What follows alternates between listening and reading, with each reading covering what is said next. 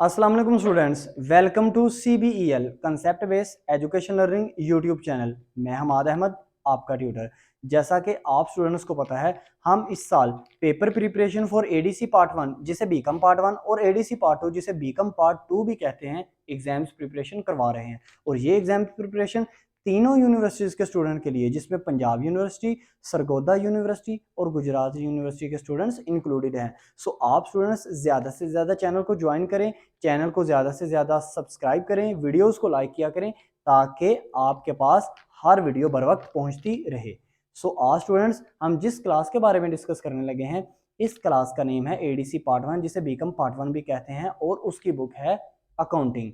मैंने प्रीवियसली आपको 4 chapter accounting कैसे हैं जिसमें मैंने आपको इंपॉर्टेंट प्रॉब्लम्स और प्लस इलस्ट्रेशंस भी बताई हैं। सो जो स्टूडेंट्स उन वीडियोस को मिस किया हुआ है, इस वीडियो के थ्रू उन वीडियोस को देख लें, इंशाल्लाह आपका बहुत फ़ायदा होगा। और ये हमने वैसे नहीं आपको बताया, पिछले लास्ट 15 ईयर्स का एनालिसिस करके फिर आपको बता रहे हैं कि इंशाल्लाह इस साल पंजाब यूनिवर्सिटी के स्टूडेंट को कौन कौन सी आ सकती है प्रॉब्लम्स या इलस्ट्रेशन, या गुजरात यूनिवर्सिटी को कौन कौन सी प्रॉब्लम्स और इलस्ट्रेशंस आ सकती हैं, या सरगोदा यूनिवर्सिटीज़ के स्टूडेंट को कौन सी प्रॉब्लम्स और इलस्ट्रेशंस आ सकती हैं।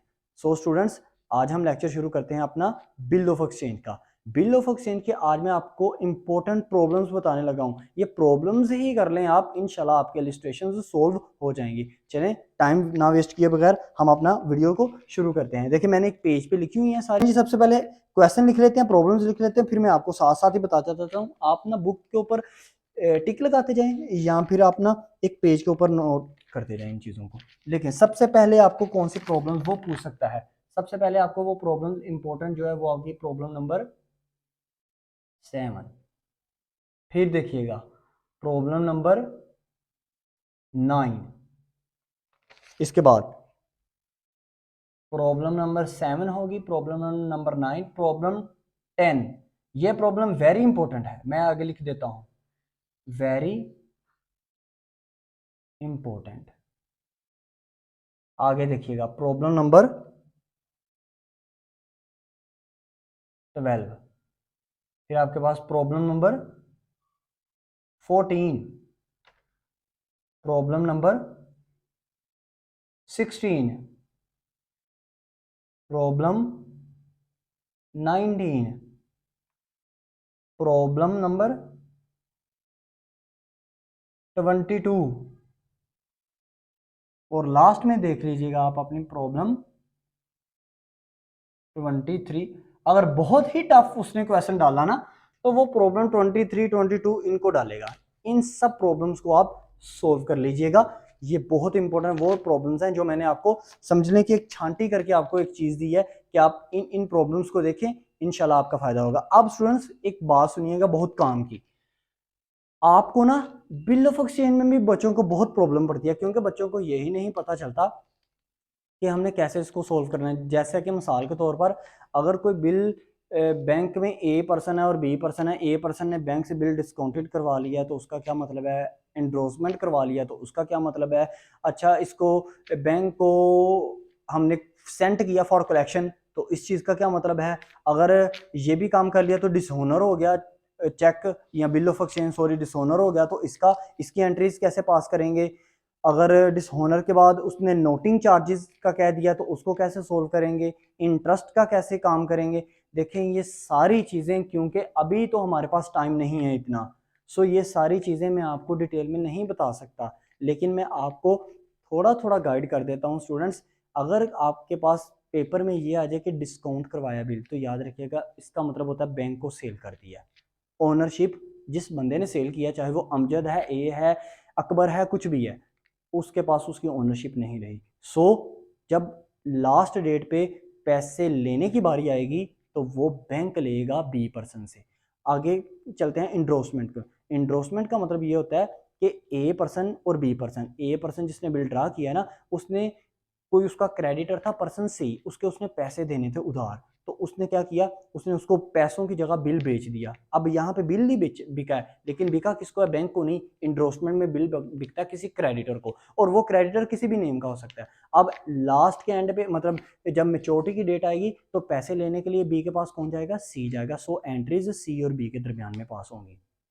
अब आगे बात करते हैं, bank bill sent for collection. अब बैंक को बिल दिया, कलेक्शन को, ओनरशिप नहीं उसको ट्रांसफर की। सो बैंक क्या करेगा, बैंक कलेक्ट करके, पैसे कलेक्ट करके किसको देगा, उसको देगा, ए पर्सन को देगा। सो आप क्या करेंगे, लास्ट पे जब पैसे लेने की बारी आएगी तो ए की बुक में लाजमी होगा, उसकी एंट्री लाजमी होगी, और बी, फर्ज करें बी जिसने पैसे देने थे उसकी बुक में भी लाजमी एंट्री पास होगी, और बैंक की बुक में सिर्फ ये आएगा कि कलेक्शन चार्जेस जो उसने लिए हैं ना ए से, उसकी एंट्री बस पास होगी। ये सेंट फॉर कलेक्शन हो गया। अब डिसोनर का आपको पता है स्टूडेंट्स, डिसोनर बिल जब भी हो जाए उसका मतलब होता है बिल डिसोनर हो गया। फर्ज करें जब डिसोनर के अंदर भी तीन चीजें आ जाती हैं। अगर बिल जो है वो बैंक के पास डिस्काउंट करवाया था तो बिल ओनरशिप किसकी है, बैंक की है, तो डिसोनर जब हो जाए तो बैंक को पैसे नहीं मिलेंगे, बैंक फिर ए पर्सन के पास आएगा। अगर डिसोनर हो जाए एनरोसमेंट के केस में तो फिर क्या होगा, फिर सी को पैसे नहीं मिलेंगे, जो क्रेडिटर है ए का वो दोबारा किसके पास आएगा, सी, ए के पास आएगा। और तीसरी सिचुएशन जब डिसोनर बिल हो सकता है वो हो सकता है जब बैंक सेंड फॉर कलेक्शन हो, तो इसमें भी ए के पास आएगा बिल कि भाई आगे वाला बंदा मुझे पैसे नहीं दे रहा। जब भी आप इस क्वेश्चन को सोल्व करें पेपर में, याद रखिएगा इसको आपने सेकंड लास्ट अटेम्प्ट करना है, इसको आपने एंड पे नहीं, एंड पे फाइनल काउंट, उससे सेकंड, उससे ऊपर वाला क्वेश्चन, यानी कि अगर आपका पंजाब यूनिवर्सिटी है तो क्वेश्चन नंबर 4 इसको अटेम्प्ट कीजिएगा एज अ, अगर आप सरगोदा या गुजरात यूनिवर्सिटी है तो इसको as a question number 3 attempt कीजिएगा। अच्छा स्टूडेंट्स एक बात सुने, फर्ज करें आपने ना पूरा बनाया, उसने कहा मुझे ना एंट्रीज पास करके दो, ए और बी की बुक में मुझे एंट्रीज पास करके दो। सो स्टूडेंट्स आपने क्या करना है, ये ना दिमाग में सोच के, फर्ज करें आपको एंड पे जाकर डिसऑनर का पता ही नहीं चलता, एंट्री नहीं होती, तो जो आपका एग्जामिनर है ना वो ऊपर से फर्ज करें उसने उसने दिया बिल को ड्रा करवाने की एंट्री दी, फिर बिल बनाने की एंट्री दी, फिर बिल डिस्काउंट करवाने की उसने एक एंट्री दे दी, इनड्रोसमेंट वाला भी केस अंदर डाल दिया, फिर उसने क्या किया, फिर उसने बैंक सेंट फॉर कलेक्शन वो भी अंदर डाल दिया, तो एंड में जाके आपको डिसऑनर की मिस्टेक्स हो गई हैं तो वो नंबर उसके ही बस काटेगा। आप स्टूडेंट्स ये ना कहा करें कि अकाउंटिंग में मैं एंड पे जाके मेरा क्वेश्चन गलत हो गया या दरमियान में क्वेश्चन भूल गया तो मैं दरमियान से आगे वाली एंट्री ना पास करूं। नहीं, आपको फर्ज करो दरमियान में उसने डिसऑनर कह दिया और डिसऑनर के बाद फिर उसने बिल को एक और नेक्स्ट बिल को उसने ड्रा कर लिया, तो आप उसको वहां पे ना क्वेश्चन को छोड़ा करें, आगे करके आया करें सोल्व।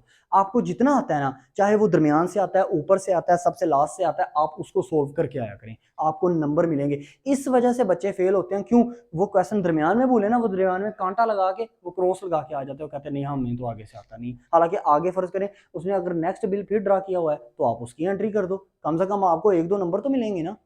तो कहने का मतलब ये है क्वेश्चन को पूरा सोल्व करके आया करें। मैं लास्ट में आपको एक वीडियो में ये भी बताऊंगा कि आपने किस क्वेश्चन को कहां पे अटेम्प्ट करना है। अच्छा, अब एंड पे बात कर लेते हैं किन किन यूनिवर्सिटीज के लिए ये इंपॉर्टेंट है। देखिए क्वेश्चन छांटी करके वैसे दिए हैं, आप तीनों यूनिवर्सिटी के स्टूडेंट इनको कर लें, ये 7-8-10 क्वेश्चन है, इनको अटेम्प्ट कर लीजिएगा, इंशाल्लाह आपका फायदा होगा। हाँ, अगर कोई स्टूडेंट कहता है कि मतलब कोई वीक स्टूडेंट है ना, तो वो ये सोचता है नहीं सर इसमें से भी बताऊं, तो इसमें से आप ऐसा कीजिएगा 12-14-19, 12-14-19-22 और 23, 12-14-19-22 से, हाँ क्वेश्चन नंबर 10 भी कर लीजिएगा, 10 सॉरी 10-12-14-19, 10-12-14-19-22, बस ये 5 क्वेश्चन कीजिएगा अगर कोई वीक स्टूडेंट है। आई होप सो आपको वीडियो बहुत अच्छी लगी होगी। वीडियो को लाइक करें, चैनल को सब्सक्राइब करें और ज़्यादा से ज़्यादा अपने फ्रेंड्स से इसके साथ शेयर करें, और कमेंट सेक्शन में बताया करें कि आपको क्या क्या किस किस टॉपिक में परेशानी आ रही है, आपको वो वीडियो अपलोड हो जाएगी। अब तक के लिए इतना ही, अपना ख्याल रखें, अपने इस यूट्यूब चैनल का भी। अल्लाह हाफिज़।